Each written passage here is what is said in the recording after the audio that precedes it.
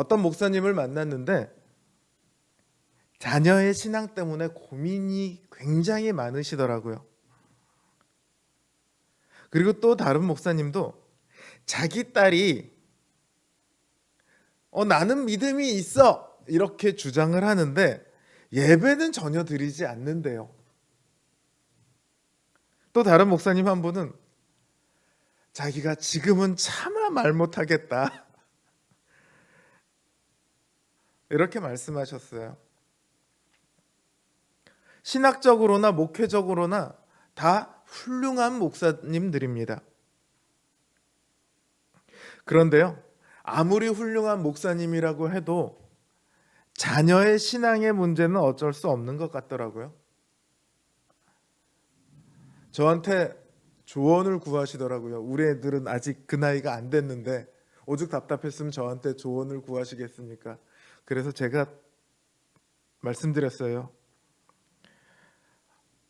사무엘도 못한 걸 저라고 답이 있겠습니까? 사실 저도 저희 아들들이 신앙생활을 잘하기를 바랍니다. 그런데 잘할지에 대해서는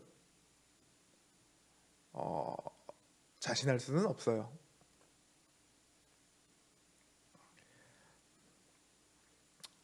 참 그렇죠. 믿음이라는 것은요, 믿는다는 것은요, 주님께 복종한다는 의미입니다. 그것도 어떤 일부분에서만 복종하는 것이 아니라 내 의지, 내 능력으로 내 삶을 살아가는 것이 아니고 온전히 주님의 뜻과 주님의 능력으로만 살아가겠다는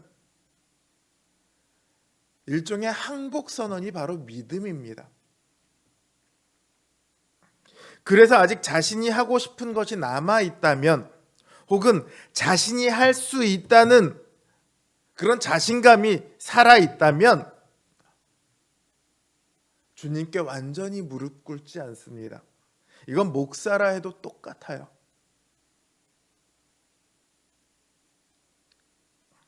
일시적으로는 믿음을 보일 수 있겠지만 완전한 항복이 아니라면요, 결국 언젠가는 다시 자신만의 인생으로 돌아가게 마련입니다.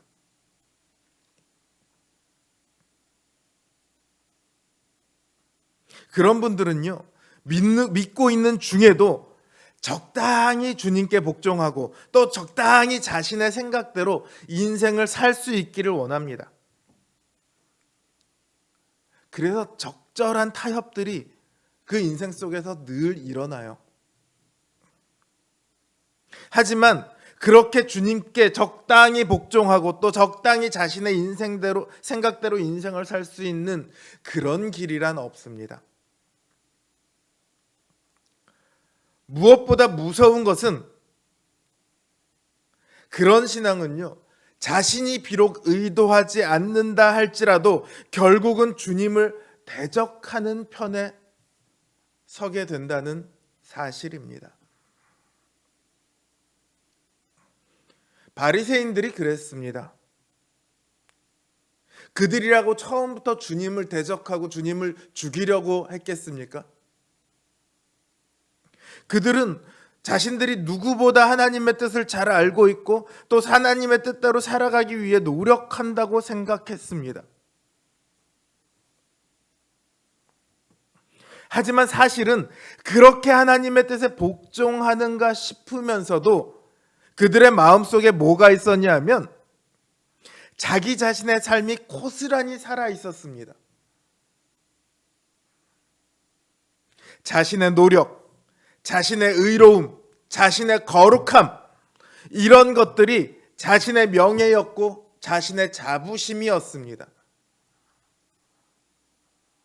그러니까 신자임에도 불구하고 자기 자신이 고스란히 살아있는 거예요. 오늘날도 의외로 이런 분들이 신자들 중에 종종 있습니다. 신앙생활을 열심히 하는 것 자체를 자신의 명예고 자신의 자랑으로 삼으시는 분들입니다. 이런 분들은 겉으로 보면 거룩해 보이고 신앙생활을 잘하는 것 같지만 그 안을 들여다보면 자기 자신이 너무도 생생하게 살아 있습니다. 이건 심각한 문제입니다. 바리새인들은 자신의 생각, 자신의 사상, 자신의 열심에 비추어 예수님을 판단합니다. 그리고는 예수님이 틀렸다 이렇게 낙인을 찍죠.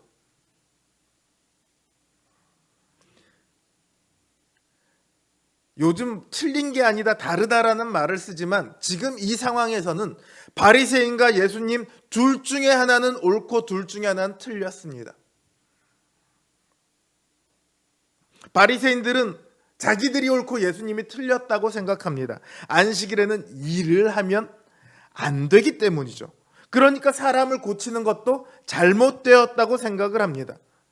그래서 주님께서 안식일에 회당을 찾으셨고 마침 거기에 한쪽 손이 바짝 이렇게 마른 사람이 있었습니다. 주님께서 그 사람을 고치는가 안 고치는가 이거를 유심히 보고 있습니다. 고치기만 해봐 기다리고 있는 거죠. 주님은 그런 그들의 생각을 너무도 잘 알고 계십니다. 주님께서 그 사람을 고친다면 그들은 주님을 비난할 겁니다. 주님을 고소할 겁니다. 또 이후로도 늘 따라다니면서 주님의 가르침과 주님의 이적들과 주님의 사역들을 회방 놓을 겁니다. 시시때때로 딴지를 걸겠죠. 그러니 이후의 사역이 편하기 위해서는 적절히 그들의 뜻을 따라주실 수도 있습니다. 손 마른 사람이 여태까지 계속 손이 말라 있었어요. 꼭 안식일에 고쳐야 됩니까? 너 내일 찾아와. 그래서 월요일날 그 다음날 고쳐주시면 돼요. 그럼 바리새인들도 딴지 걸 아무런 저런 게 없어요. 그런데 주님께서는 그렇게 하지 않으십니다. 그리고는 말씀하시죠. 안식일에 선을 행하는 것과 안식일에 악을 행하는 것, 생명을 구하는 것과 죽이는 것, 어느 것이 옳으냐? 왜 굳이 이렇게 말씀하시냐면 너희가 틀렸다라는 거예요. 주님께서 다음을 생각해서 그 사람을 만약에 고치지 않으셨더라면 그것은 선을 행하지 않는 것일 뿐만 아니라 악을 행하는 거라고 말씀하시는 거예요. 주님은 그들의 생각에 전혀 동참하지 않으셨습니다. 그들은 이제 주님을 죽이려 하겠지만 주님은 그들에게 굴복하지 않으십니다. 주님은 모두의 굴복을 받으시고 그들을 구원하시기 위해 이 땅에 오셨지 다른 누군가에게 그것도 죄 가운데 있는 자들에게 굴복하시기 위해 이 땅에 오신 분이 결코 아니십니다.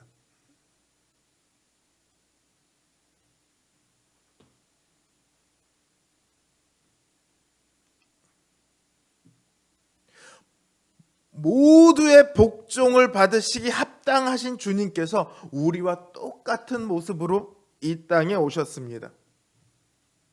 오히려 영광의 주님의 모습으로 오셨더라면 누구나 굴복을 했겠지만 우리와 똑같은 모습으로 오셨습니다. 우리를 대신해서 고난과 형벌을 받으시기 위해서입니다. 우리에게 주님의 그 영광을 나누어 주시기 위해서입니다.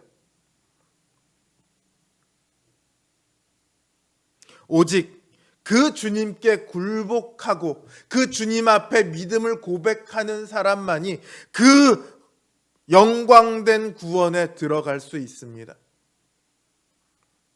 믿음이란 하나님이 해 나가시는 일 앞에 철저히 무릎 꿇는 것입니다. 내 생각보다 하나님의 생각이 옳습니다. 내 지혜보다 하나님이 훨씬 더 지혜로우십니다. 내 능력보다 하나님이 훨씬 더 큰 능력을 가지고 계십니다.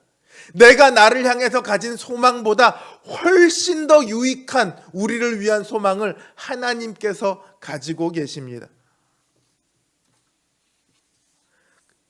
이거를 인정하기 위해서는 내가 죽어야 합니다. 내 생각, 내 욕심, 내 소망, 이런 것들이 죽어야 합니다.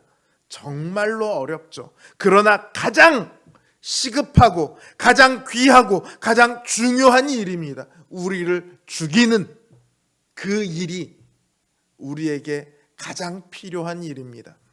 우리는 날마다 죽어야 합니다. 그래야 우리 안에 예수 그리스도가 살아나십니다.